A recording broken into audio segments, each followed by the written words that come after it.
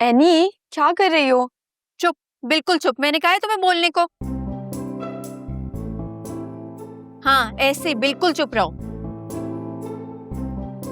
ना मैं करता हूँ, हटो, तुमसे नहीं हो पाएगा। क्या मतलब मुझसे नहीं हो पाएगा? तुम्हें क्या लगता है तुम्हारे बगैर कुछ कर नहीं सकती हूँ मैं? औरत कमजोर होती है क्या? क्या? मैंने ऐसा कुछ कहा अर्शी? नहीं कहा ना। कहा नहीं, मतलब तो यही था ना कि औरत कमजोर है, उससे कुछ हो नहीं सकता, ये सारी चीजें औरत के करने की नहीं है।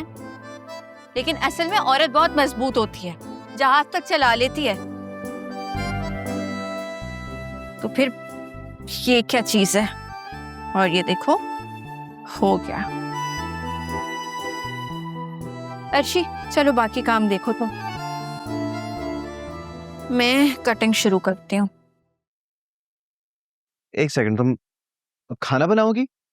जाहिर सी बात है, अब खाना डिलीवर भी करना है तो खाना बनाना तो होगा ना। ये क्या कर रही हो तुम? भाई मैंने तुम्हें मना किया था कि आज तुम काम पे नहीं आओगी, लेकिन जिद करके आ गई और अब तुम यहाँ पर खड़े होकर खाना बना रही हो। भाई देखो, अगर तुम्हें मेरी बात नहीं माननी ना तो कम से कम अपना तो एहसास कर लो। अर्शी, इससे कह दो अगर ये यहाँ से नहीं गया ना तो फिर मुझसे कुछ ऐसा हो जाएगा कि जिसके लिए मैं पछताती रहूंगी। अर्शी, इसको बता दो कि मैं यहीं खड़ा हुआ हूँ, इसको जो करना है कर ले।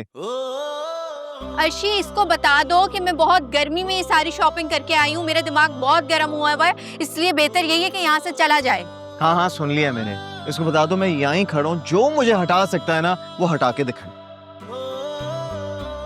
अर्शी, इससे कह दो यहाँ पर रहना है तो तमीज से रहे और चुप करके बैठे।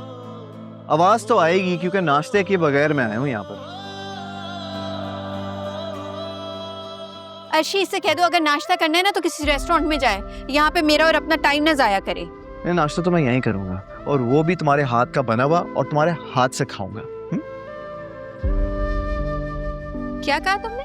वही जो तुमने सुना है। और जब बातें इतनी ओपनली हो ही रही हैं तो तुम्हें मेरा हिसाब किताब करना होगा। कौन सा हिसाब किताब? शायद तुम भूल रही हो कि कल तुम्हारे साथ सारा किचन का सामान उठाया था, गाड़ी में भी यहाँ तक लेकर आया, पेट्रोल भी लगा, और तुम्हारी वजह से ऑफिस के लिए लेट हुआ, तो कॉम्पेंसेशन तो बनती है। तो तुम्हें कॉम्पेंसेशन चाहिए? जी, कॉम्पेंसेशन चाहिए।